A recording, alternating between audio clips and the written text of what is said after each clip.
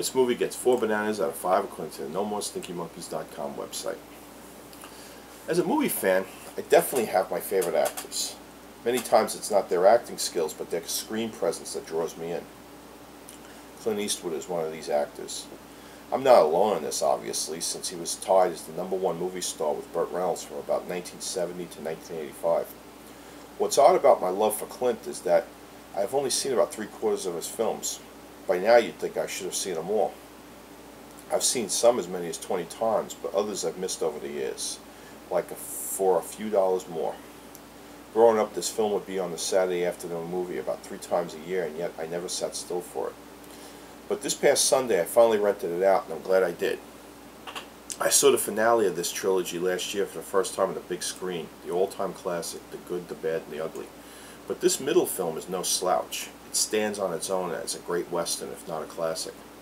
One thing I didn't realize was that director Sergio Leone made a trilogy that really wasn't. These 3 stories do not tie together at all. The Man with No Name is 3 different characters in these films, as are co-stars Lee Van Cleef and Jean-Marie Volonté. In this movie, Eastwood plays Manco, a bounty killer as they call him, who is always looking for wanted men to kill for the big rewards. I mean, how much could $1,000 be worth in 1860s Texas?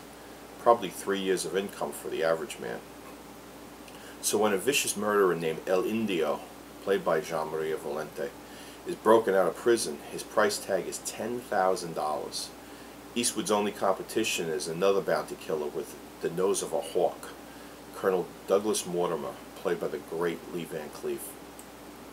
I complain that there are no tough guys in Hollywood anymore. Young guys are too worried about their hair, eyebrows, and nails to be concerned with looking tough and mean, or strong even. Obviously there are no Clint Eastwoods in today's generation, but has there ever been a tough-looking guy than Lee Van Cleef? He looked so mean with that nose that Hollywood begged him to get a nose job, but he refused, and ended up working a lot in Europe, where they like character in their actors' faces. He made many spaghetti westerns, but this was one of the best. His Colonel Mortimer is tough, but he's not cold-blooded like in Good, Bad, and the Ugly. One part I loved is how, after making a deal with Manco, Mortimer is slick enough to figure out just how Manco will double-cross him. These are men with a little bit of honor, but not much. You would hardly notice their backstabbing intentions now, but at the time in 1965, this was revolutionary filmmaking. The anti-hero. Men who were not heroic, but just better than the much worse men they were going after. One scene alone shows just how ruthless and vicious El Indio is. He and his banditos confront a rat who sold him out to the authorities. The man has a wife and an 18-month-old baby now. I guarantee you in 1965 people never saw a bad guy kill a baby before.